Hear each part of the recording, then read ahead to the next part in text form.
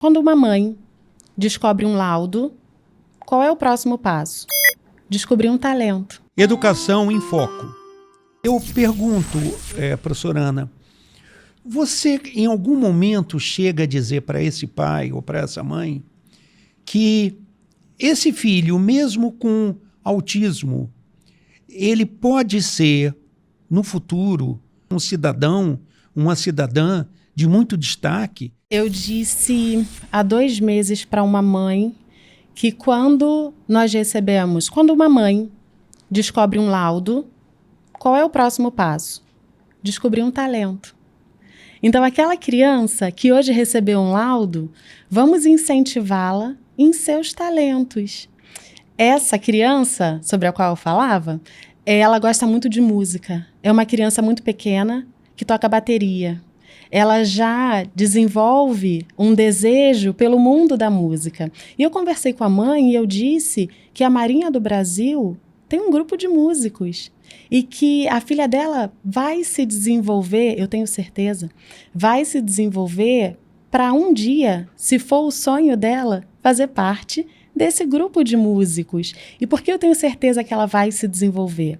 Porque é uma dessas mães exemplares que está sempre muito atenta à sua filha. As mães lá da escola me ensinam muito. E essa mãe me ensinou uma vez, eu disse para ela, mandei uma mensagem via WhatsApp, e eu falei assim, nossa, ela tá tão linda, ela tá tão cheirosa, ela passa pela gente e nós estamos sentindo o cheiro do perfume.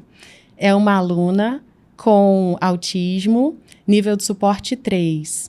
Durante um determinado momento, nós percebemos o nível de suporte dela regredindo.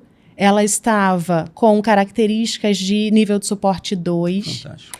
Mas nessa caminhada houve uma mudança na profissional que a acompanhava. Não era a escola que oferecia esse profissional. Vou voltar um pouquinho na história dessa aluna. Ótimo.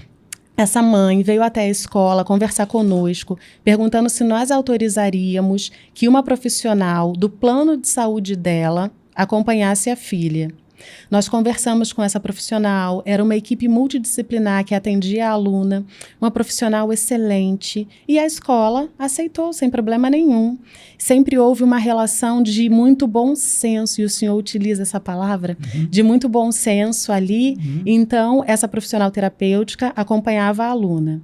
Mas houve um problema no plano, e de um dia para o outro eles trocaram a profissional. Recebemos um e-mail dizendo que outra profissional estaria ali. Essa segunda profissional, que também era uma pessoa maravilhosa, a aluna não aceitava essa segunda profissional. E todo aquele avanço, toda aquela regressão, né? Porque ela estava em suporte 3 e já estava em suporte 2, ela foi perdida. Conversamos novamente com a família. Explicamos que não estava dando certo, se a família permitiria que essa profissional se afastasse e nós colocássemos uma nova profissional. Quando fizemos essa modificação, a aluna voltou a apresentar avanços e aquela aluna que no início do ano não aceitava ficar com o tênis, agora já está ficando com o tênis. Excelente. Então, ter a atenção aos sinais que a criança nos apresenta é algo muito importante. E o senhor me perguntou se eu mencionava para as famílias que aquela criança poderia ser alguém no futuro, né? Alguém de destaque. Sim. Essa semana, agora antes de retornar... Essa semana não, semana anterior, antes de retornarmos às aulas. Okay. Lá na escola, nós sempre fazemos formação com a equipe. Tanto antes de nos despedirmos para um momento de pausa, como quando voltamos desse momento de pausa. E a formação que aconteceu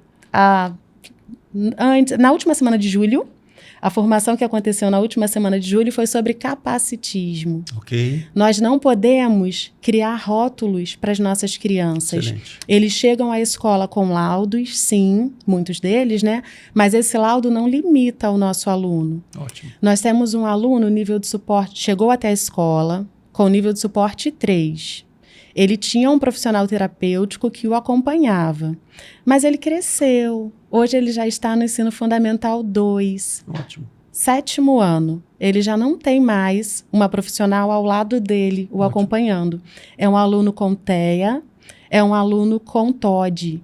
Ok. Mas o professor, a figura do professor em sala de aula é suficiente para fazer essa mediação. Ok. A mediação dele acontece no livro.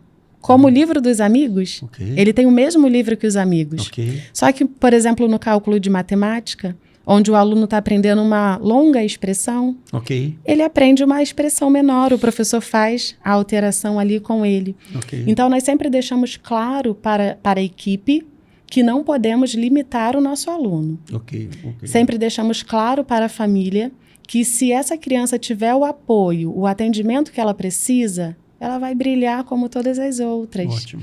A gente só não pode esperar, assim como os nossos filhos são diferentes, Sim, claro. pais que têm mais de um filho, 2 filhos, vão sempre cobrar dos seus filhos o mesmo empenho. Mas nós não podemos esperar o mesmo desempenho. Uhum. É assim que funciona na escola. Claro. Todos aqueles alunos, eles estão expostos a um mesmo conteúdo, mas o desempenho deles vai ser diferente. É assim também com as crianças do grupo de educação especial, porque inclusas todas elas são. Ok. O olhar da escola precisa estar para todas as crianças que ali estão, tanto as que apresentam um laudo e características de algum transtorno, de serem crianças neuroatípicas, Ok. quanto aquelas que não apresentam laudo, mas apresentam dificuldade de aprendizagem, Ok.